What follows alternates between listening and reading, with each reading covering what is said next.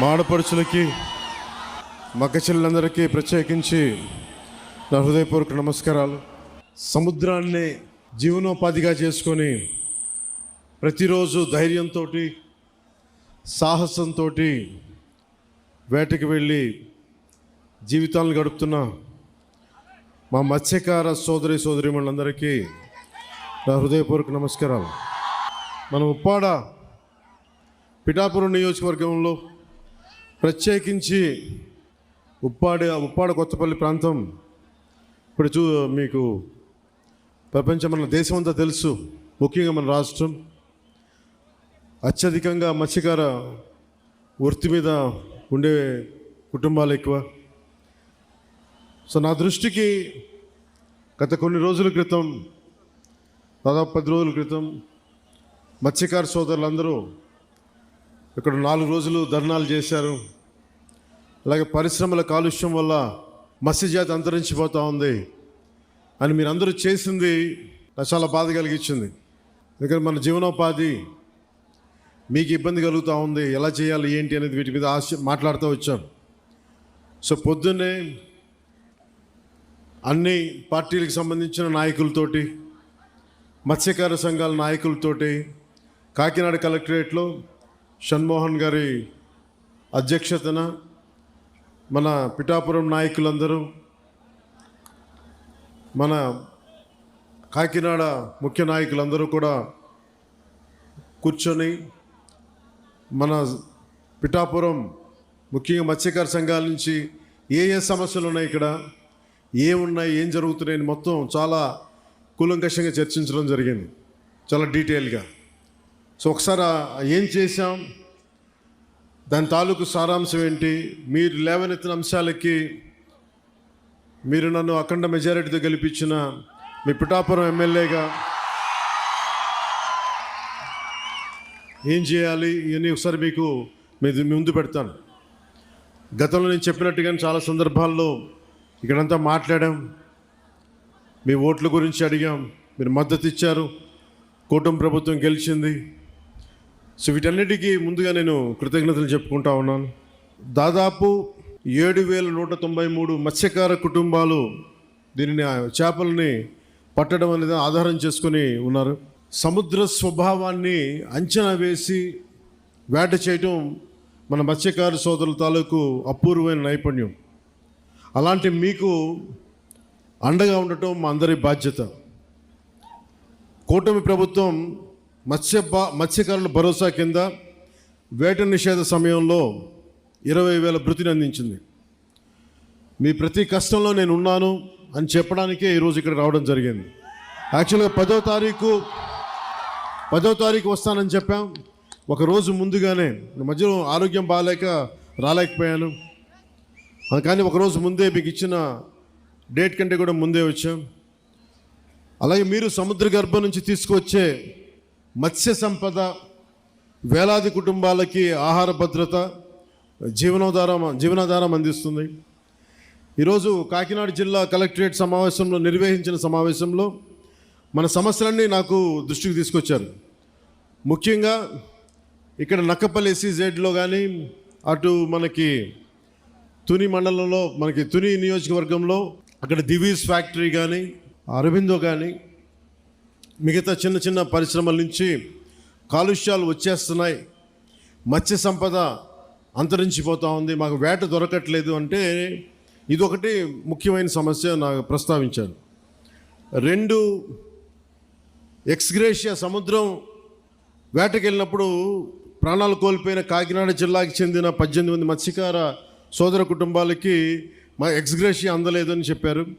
వెంటనే ఈ రోజునే నేను స్వయంగా 5 మందికి ఇప్పించాను. మిగతా 13 మందికి, దాదాపు 18 మందికి 5 లక్షల రూపాయల చొప్పున 90 లక్షలు వారికి వెంటనే మంజూరు చేయడం జరిగింది. సో ముందుగా ఈ సమస్యని ఒక మంచి శుభంతో మొదలు పెడదామని. 1, పొల్యూషను, మన చేపలు మత్స్య సంపద కొంచెం దెబ్బతింటా ఉందని అదొక దృష్టికి పట్టుకొచ్చారు.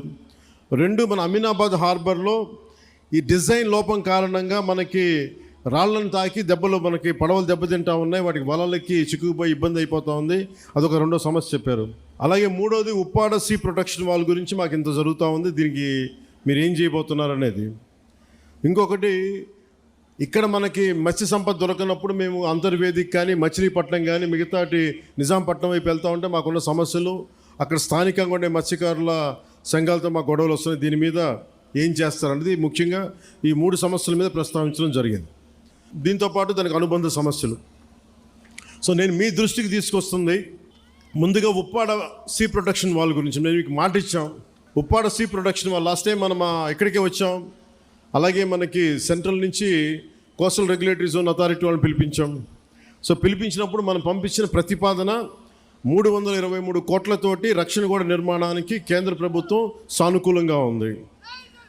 అలాగే దీనికి సంబంధించి ఈ నెల 14వ తారీఖున కేంద్ర గృహశాఖ కార్యదర్శి ఆధ్వర్యంలో ఢిల్లీలో ఈ మీటింగ్ జరగబోతూ ఉంది.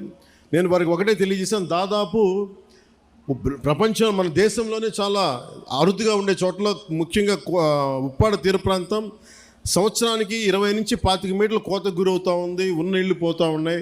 అందుకని సీ ప్రొటెక్షన్ వాళ్ళు చాలా అవసరం అని చెప్పి ప్రత్యేకంగా చెప్పడం వల్ల సెంట్రల్ హోమ్ మినిస్ట్రీకి చెప్పడం జరిగింది. ఇది 14న మీటింగ్ జరుగుతారు. ఇది నేను మీకు మాట ఇచ్చాను మొన్న ఎలక్షన్ టైంలో కూడా, ఇప్పటికీ నేను మీకు మాట ఇస్తున్నాను. ఆల్రెడీ 14వ తారీఖు అయితే 323 కోట్ల రూపాయలు కాబట్టి ఇలా చేతిలో మంత్రదండం ఉన్నట్టుగా వెంటనే ఇలా నేను చెప్తే అయ్యేది కాదు, ఇది చాలా లేయర్డ్గా జరుగుద్ది. సో మొదట 2 మీటింగ్లు అయినాయి, ఇప్పుడు 3వ మీటింగ్ జరుగుతూ ఉంది. ఖచ్చితంగా నా నమ్మకం 323 కోట్ల రూపాయలు కేంద్ర ప్రభుత్వం మనకు సీ ప్రొటెక్షన్ వాళ్ళకి ఇవ్వబడుతుంది. ఇది నేను మీకు మాట ఇస్తున్నాను. నేను కింద పడతానో మీద పడతానో ఇబ్బందులు పడతానో, నేను మన కోసం, మన మత్స్యకారు కుటుంబాల కోసం, మన ఉప్పాడ తీర ప్రాంతం కోసం, మన పిఠాపురం కోసం నేను మీకు మాట ఇస్తున్నాను. ఉప్పాడ సీ ప్రొటెక్షన్ వాల్ ఖచ్చితంగా నిర్మించడం జరుగుద్ది. దానికి నిధులు కూడా ఎలాగ మన కేంద్ర ప్రభుత్వం నుంచి వచ్చేలాగా ఆల్రెడీ మనకి కేంద్ర ప్రభుత్వం సానుకూల తెలియజేశారు. కానీ అది 320 కోట్లు ఇవ్వాలా లేదా 250 వాటి మీద ఊగిసలాడుతూ ఉంది మనకి మాటలు. సో నేనేం కోరుకున్నానంటే 323 కోట్ల రూపాయలు మీరు దయచేసి ఇవ్వండి అని చెప్పి మన సాధక బాధలని వారికి తెలియజేశాను. అదొకటి. ఇవి కాకుండా రాష్ట్ర విపత్తు నిర్వహణ సంస్థ మరియు మహాత్మా గాంధీ జాతీయ ఉపాధి హామీ పథకం ద్వారా ఉప్పాడ నుండి కొనపాపపేట వరకు వచ్చే ఈ మన 5,65,00,000 రూపాయలతోటి తీర రక్షణ పనులు చేపడుతాం. దాంట్లో భాగంగా పనులు కొంత ప్రారంభమైనవి. సో ఇది మీ దృష్టి కూడా తీసుకొస్తా ఉన్నాం. అలాగే మనకి మత్స్య సంపద వేరే చోట్లకి వెళ్తున్నాం, వీటన్నిటి గురించి మాట్లాడితే. అలాగే మన కొల్లు రవీంద్ర గారితో మాట్లాడాం, ఆయన ఆధ్వర్యంలో నిన్న ఫిషరీస్ వాళ్ళు మీటింగ్ చేశారు మంత్రివర్యులతోటి. అలాగే రాజోల్ ఎమ్మెల్యే శ్రీ వరప్రసాద్ గారిని కూడా ప్రత్యేకంగా అంతర్వేది మత్స్యకార సమావేశాలతో ఏర్పాటు చేశారు. సోదర భావంతో అక్కడ ఫిష్ ల్యాండింగ్కి అక్కడ మత్స్యకారులందరూ మనకి అంగీకరించారు. ఆ మాట కూడా మనం ముఖ్యంగా ఉప్పాడ మత్స్యకారులకి ఖచ్చితంగా మేము అందిస్తాం. కానీ వాళ్ళ రిక్వెస్ట్ ఏమడుగుతున్నారంటే ఆ రింగ్ వలలు వేయొద్దు, మాకు పిల్లలు దొరికేస్తారని అంటూ ఉన్నారు. దాని మీద కొంత తర్జన భర్జన ఉంది, అది కూడా మీకు తెలియజేస్తాం. అది కూడా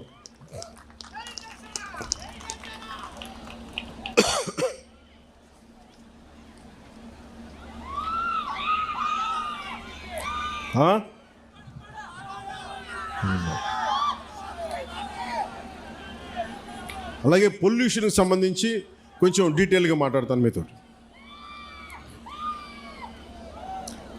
అసలు వాతావరణ కాలుష్యం అనేది ఇది చాలా ఇబ్బందికరమైనది అయిపోయింది. ముఖ్యంగా పరిశ్రమల వల్ల నుంచి వచ్చే విడుదలయ్యే రసాయనాలు కానీ, వాయు కాలుష్యం కానీ, శబ్ద కాలుష్యం కానీ, లేదంటే మనకి నీటి కాలుష్యం కానీ, దానికి సంబంధమైన ప్రతి కాలుష్యం కూడా చాలా ఇబ్బంది పెడతా ఉన్నాం. సో నేనేం మాట్లాడానంటే మత్స్యకార సంఘాల దగ్గర నుంచి, నాయకుల దగ్గర నుంచి, మన మూలాపేటలో కానీ వీళ్ళుండే ఎన్జిఓలు అందరూ కూడా మాట్లాడుతూ ఉంటే, అందరూ మన మత్స్యకార కులాల నుంచి వచ్చిన వాళ్ళు మాట్లాడుతుంటే నాకు ఒకటే తెలియజేశారు, మేము పరిశ్రమలకి మేము వ్యతిరేకం కాదు, పరిశ్రమలు రావాలి, కానీ అది మా జీవనోపాధిని దెబ్బతీయకూడదు. ఇది నాకు ప్రత్యేకంగా తెలియజేశారు. సో దాన్ని దృష్టిలో పెట్టుకుని ఇక్కడున్న మన పిఠాపురం, ఈ ఉప్పాడ కొత్తపల్లి ప్రాంతం ప్రజలతో పాటు రాష్ట్ర ప్రజలకు కూడా నేను ఒకటే తెలియజేస్తా ఉన్నాను. ముఖ్యంగా